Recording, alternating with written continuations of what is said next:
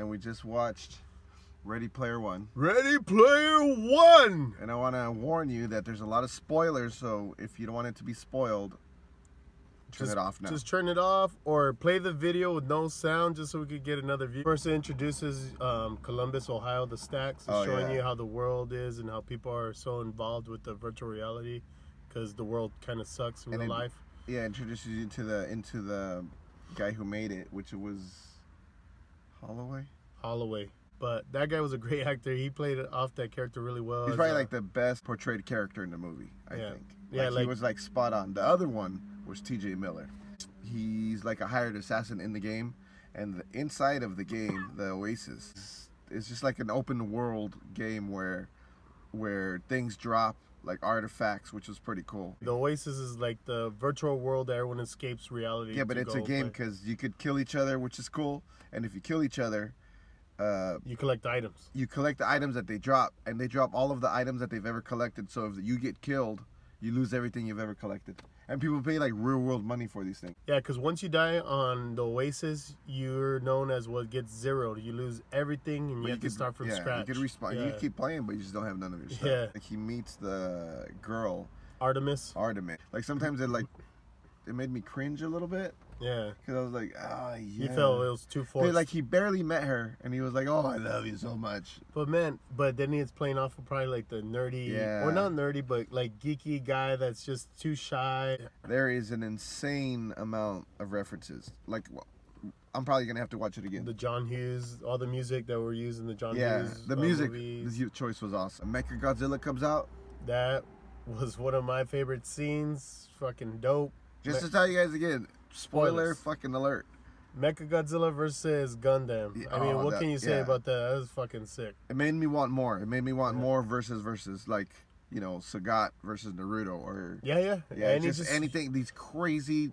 Like, who would you want to see? Like, I would like to have seen a Mortal Kombat character fighting a Street Fighter character. Like, because you will literally never see these people fight on any other movie. But I mean, down the list, I mean, there's gonna be you're probably gonna have to watch this movie a few times just to see everything that's in it. Because I mean, there's a lot of stuff from my childhood that it made me so happy. I don't know if you guys seen a movie called Crow. Space Castle shows up in this old school world that has cyclopses and all that. But it was all about this one karate star that he finds. They actually have that weapon in the game.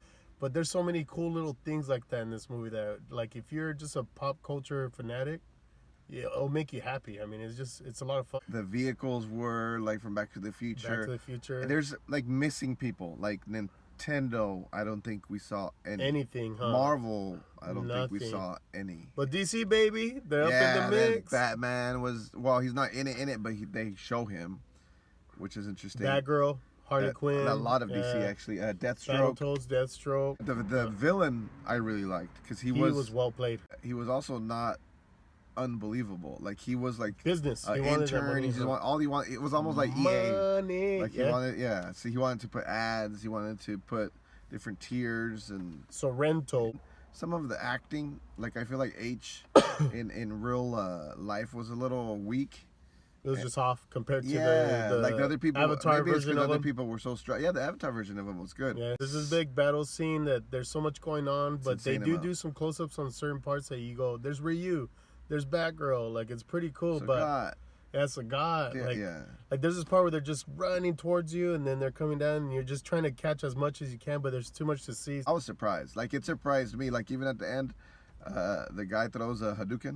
And what else? A blade kick.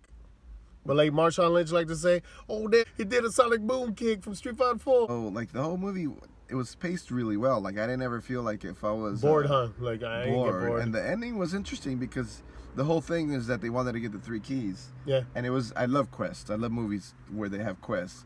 And there was just one part even when they go to a horror movie. Stephen King's The Shining. Yeah. And I was surprised about that. I was like, because one of the guys doesn't watch it. Yeah. That was pretty funny. Though it was a good movie, I don't think it would go into like the great movie because the writing was not there and some of the acting was little. Like there was these crazy holes in it where they just walked into the main guy's office. They have no security. They scan his van and they say, hey, they scanned my van, and they scanned the graffiti on his van. All they had to do was paint over the graffiti. And they wouldn't spot them. everybody just VRing walking down the sidewalk.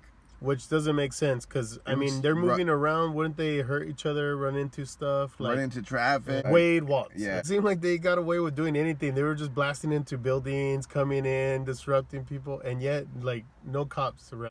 His aunt gets killed and he doesn't really care, which No is emotion. really weird. Like his aunt and the aunt's boyfriend, but he didn't like the aunt's I think the whole boyfriend. time he was walking, he was all like...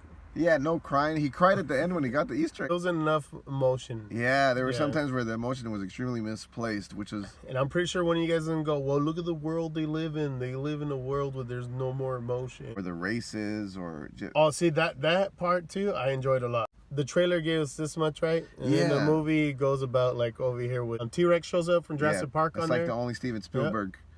That we noticed. King Kong. But the end is a little, like, formulaic, like, you know, happy ending. Everybody gets what they want. Overall, what would you give this movie from a 1 to 10? 1 through 10, I think I'm comfortably saying a 7.5.